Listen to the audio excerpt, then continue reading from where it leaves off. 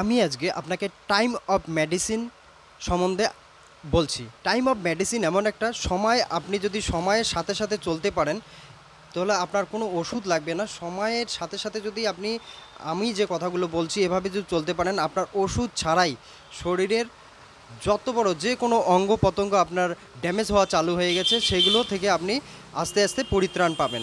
কিভাবে সেটা করবেন? টাইম অফ মেডিসিন সকাল ৮টার আগে কোনো কিছু খাবেন না। সকাল ৮টার আগে কোনো কিছু খাবেন না এবং যখন সন্ধ্যা হয়ে যাবে সন্ধ্যার ৬টার পরে কোনো কিছু খাবেন না। শুধু সন্ধ্যার ৬টার পরে কোনো কিছু খাবেন না, আর সকাল ৮টার আগে কিছু খাবেন না। এই যে ফাঁকা সময়টা আপনি সব কিছু যা আছে আপনি খান। তবে যার যদি সুগার আছে সুগারের নিয়মভাবে চলুন।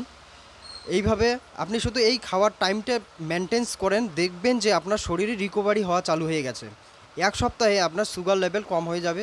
দ্বিতীয় সপ্তাহে আপনার সুগার লেভেল আস্তে আস্তে আরও কম হওয়া চালু হয়ে যাবে।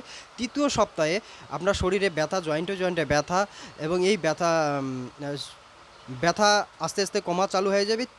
চতুর্থ সপ্তাহে আপনার রিকভারি হওয়া চালু হয়ে যাবে, ওয়েট লস হবে, রিকভারি হওয়া চালু হবে। যারা স্বাস্থ্যবান আছেন দেখবেন যে ওয়েটটা আস্তে আস্তে লস হওয়া চালু হয়ে গেছে, কম হওয়া চালু হয়ে গেছে। এটা বহু পরীক্ষিত মেডিকেল সায়েন্স বলছে। আজকে আপনারা শুধু ব্যবহার করে দেখুন, এই সময়টা যে কোনো পেশেন্ট, সেটা সুগার হোক, কিডনি পেশেন্ট হোক, হার্ট ডিজিজ হোক, যে কোনো পেশেন্টকে আপনি একবার করে দেখুন, ইনশাআল্লাহ উপকৃত হবেন। এই আশা রেখে সবাই ব্যবহার করবে, এই আশা রেখে আজকে এখানে রাখছি। আসসালামু আলাইকুম রহমতুল্লাহ বারকাতুহু।